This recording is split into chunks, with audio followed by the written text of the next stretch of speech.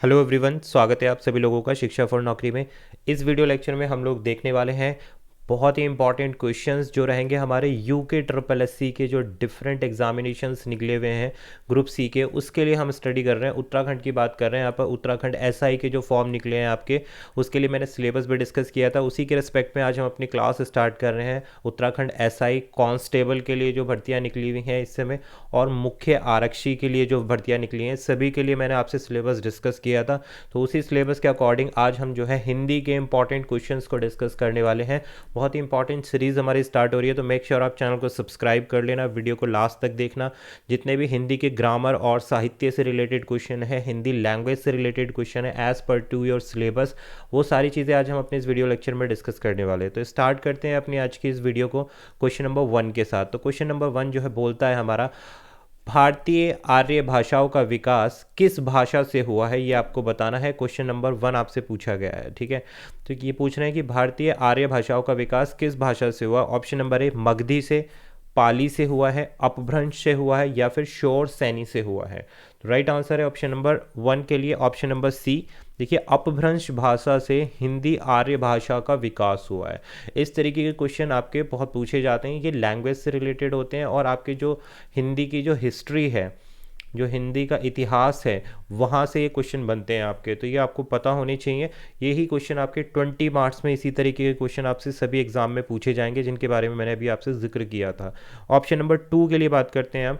Question 2 आता है हमारे पास, हिंदी शब्द किस भाषा से लिया गया है, ये आपको बताना है। संस्कृत भाषा, फारसी, हिंदी या फिर अरबी भाषा। तो राइट आंसर है यहाँ पर ऑप्शन नंबर बी, फारसी भाषा से जो है हिंदी शब्द, हिंदी नहीं हिंदी शब्द की बात हो रही है, तो ये किससे लिया गया है, फारसी भाषा से लिया गया है। क्वेश्चन नंबर 3 आता है, मध्यकालीन अरबी तथा फारसी साहित्य में भारत की भाषाओं के लिए किस शब्द का प्रयोग मिलता है। अच्छा क्वेश्चन, इंपॉर्टेंट क्वेश्चन है भाई। मध्यकालीन अरबी तथा फारसी साहित्य में भारत की भाषाओं के लिए किस शब्द का प्रयोग मिलता है, कि वहाँ जो अरबी में और फारसी का जो साहित्य है, उसमें जो भारत की लैंग्वेज है, इंडिया की जो लैंग्वेज है, तो वो किस वर्ड से वो लोग प्रयोग करते हैं। रेखता, दोहा, जबान ए हिंदी, या फिर हिंदी डायरेक्ट, इसी वर्ड का इस्तेमाल होता है। तो आपको राइट आंसर बताना है। राइट आंसर है हमारे पास ऑप्शन नंबर ए, जबान ए हिंदी जो वर्ड है वो भारत की भाषाओं के लिए प्रयोग किया जाता है, अरबी और फारसी साहित्य के अंदर। नेक्स्ट क्वेश्चन नंबर 4, खालिक बारी किसकी रचना है। इंपॉर्टेंट है भाई, रचनाओं से भी मैंने आपसे सिलेबस डिस्कस किया था कि भाई जितनी भी रचनाएं हैं उनके बारे में ज़रूर आपसे पूछा जाएगा। तो यहाँ पर पूछा गया है खालिक बारी किसकी रचना है। खालिक खलक, रहीम की, अमीर खुसरो की, या फिर अकबर की। तो राइट आंसर है यहाँ पर क्वेश्चन नंबर 4 के लिए ऑप्शन नंबर सी, अमीर खुसरो ने ये रचना की है खालिक बारी। तो ऑप्शन सी इसका अभीष्ट उत्तर है। नेक्स्ट बढ़ते हैं क्वेश्चन नंबर 5। ये आ गया आपका ग्रामर से, चोर की दाढ़ी में तिनका होना, लोकोक्ति का सही अर्थ क्या होगा। चोर का स्वयं डरना, चोरी की पहचान होना, दाढ़ी गंदी होना, चोर की दाढ़ी होना। तो ये भाई लोकोक्ति एवं मुहावरे, इस तरीके के क्वेश्चन आपसे हिंदी में बार बार पूछे जाते हैं। बात करूं अगर मैं यूके ट्रिपल एससी उत्तराखंड के जितने भी हमारे ग्रुप के एग्जाम हुए हैं, चाहे वो पटवारी के लिए हो, देखो भाई पटवारी के लिए भी सेम हिंदी भी पूछी जा रही है उसमें, तो ये उस एग्जाम के लिए भी आपके बहुत इंपॉर्टेंट होगा। करेक्ट आंसर है हमारे पास ऑप्शन नंबर ए, चोर का स्वयं डरना ही क्या कहलाता है, चोर की दाढ़ी में तिनका लोकोक्ति कहलाती है। नेक्स्ट क्वेश्चन नंबर 6 बहुत इंपॉर्टेंट है, इसको डिस्कस करेंगे। वैजयंती का पर्यायवाची क्या है। जो वैजयंती शब्द है उसका पर्यायवाची शब्द क्या है, ये आपको बताना। माला होगा, धागा होगा, पताका होगा, या इनमें से कोई नहीं।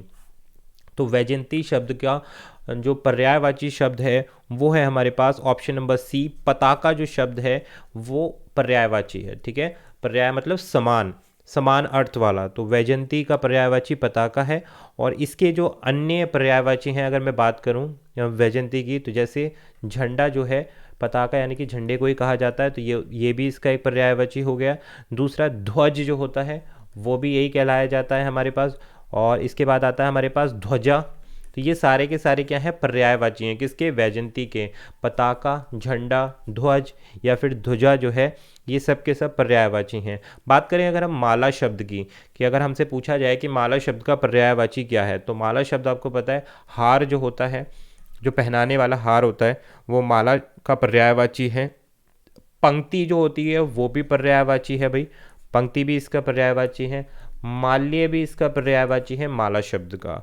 बात करें अब रिमेनिंग क्या रह गया हमारे पास, धागा। अब देखते हैं भाई धागा शब्द का पर्यायवाची क्या होगा, कि जो डोरी होती है भाई वो भी हम इसी को ही बोलते हैं, तागा भी हम इसे ही बोलते हैं, सूत भी हम इसे ही बोलते हैं, और सूत्र भी हम इसे ही बोलते हैं। तो कितने सारे पर्यायवाची हो गए भाई धागा के, डोरी, तागा, सूत और सूत्र, ये सारे के सारे पर्यायवाची हो गए। तो यहाँ हमने तीनों के तीनों को डिस्कस किया।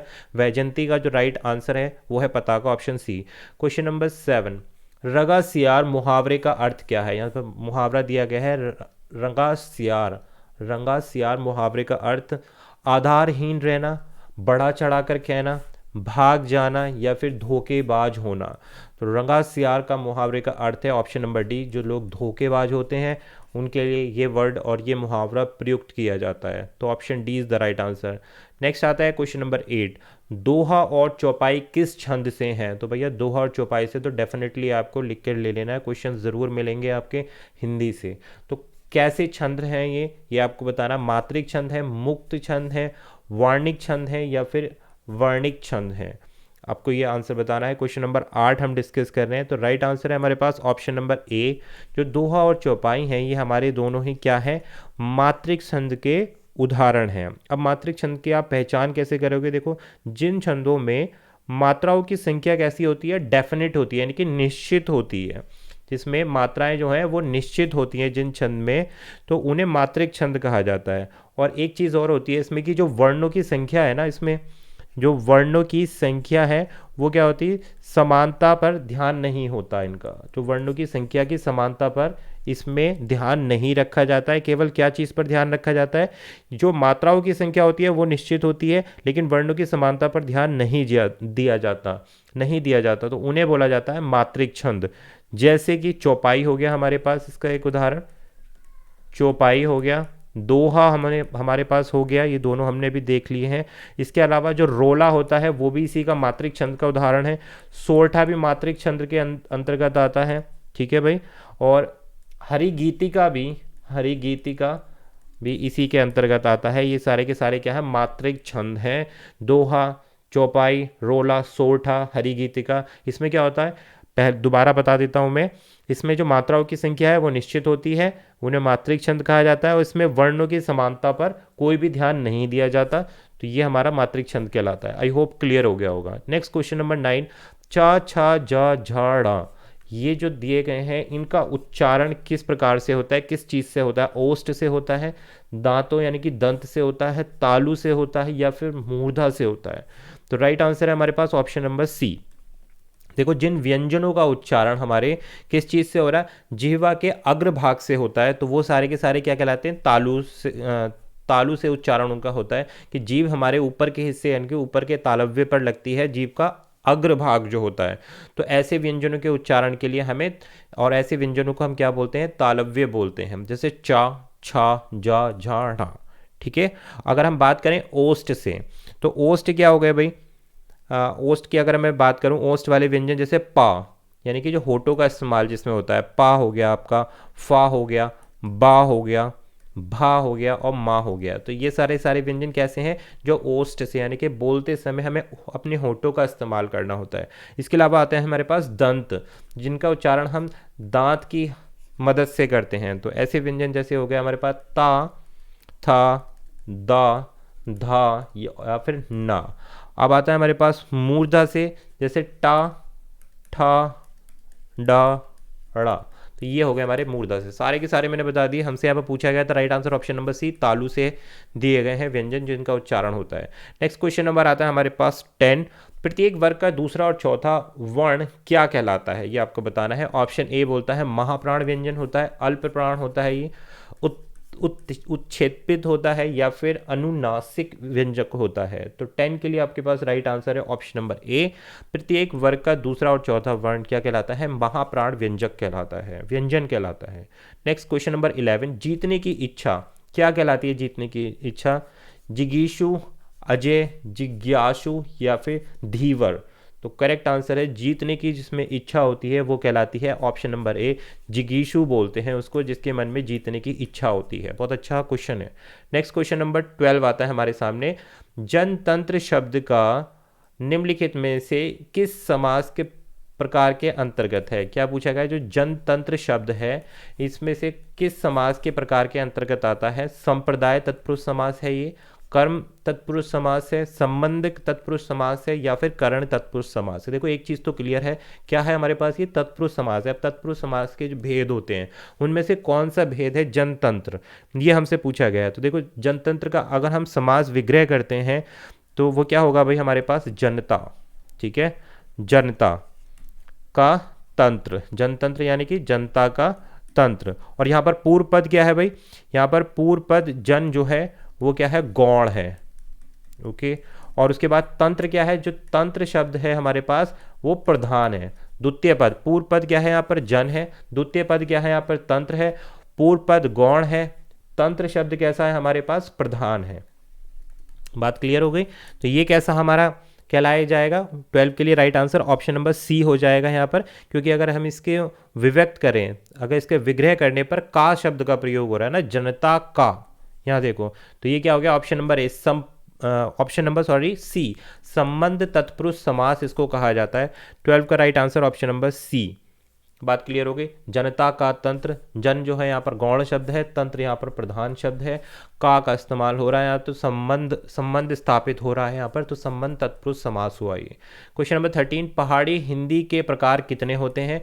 पूर्वी पहाड़ी, मध्य पहाड़ी, पश्चिमी पहाड़ी, या सारे के सारे? तो जितने भी पहाड़ी हिंदी जो है राइट आंसर है हमारे पास ऑप्शन नंबर डी। ये तीनों के तीनों प्रकार जो हैं क्या से हैं? पहाड़ी हिंदी के प्रकार हैं, पूर्वी पहाड़ी, मध्य पहाड़ी और पश्चिमी पहाड़ी। तो option number D is the right answer. यानी कि पूर्व की अगर मैं बात करूं, पूर्व में नेपाल से लेकर भाई, नेपाल से लेकर पूर्व में, और जो हमारे पास पश्चिम तक का जो भाग जाता है, जो पश्चिम का जो भाग है, पश्चिम में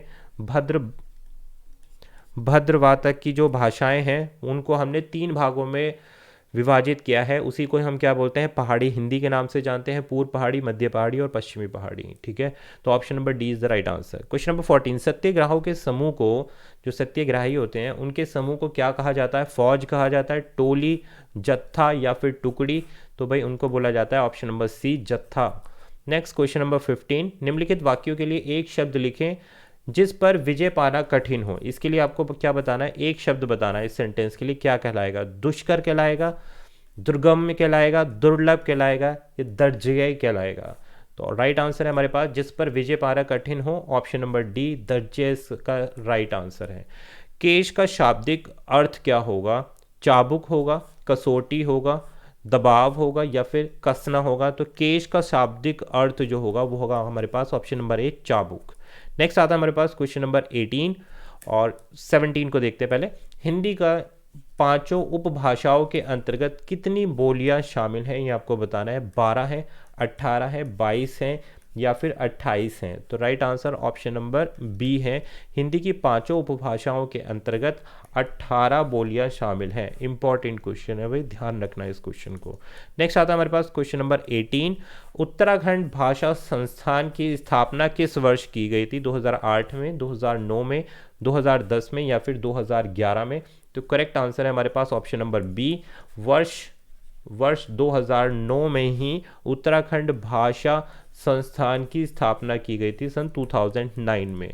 तो ये थे हमारे इंपॉर्टेंट हिंदी के क्वेश्चन। आज के इस वीडियो लेक्चर के लिए इतना ही। मिलेंगे आपसे कल एक और नई क्लास में, जिसमें हम लोग रिमेनिंग और आगे कॉन्टिन्यूसली हिंदी और उत्तराखंड जीके की कॉन्टिन्यूस क्लास करेंगे यूके SSC ग्रुप सी के लिए, जिसमें ये जो एग्ज़ाम आपके पास होने वाला है SI के लिए, कांस्टेबल के लिए, मुख्य आरक्षी के लिए, पटवारी के लिए, सभी के लिए ये उपयोगी हैं। तो मेक श्योर आप चैनल को सब्सक्राइब करें। वीडियो पसंद आई तो ज़रूर कॉमेंट करके बताएँ। Thank you for watching this session.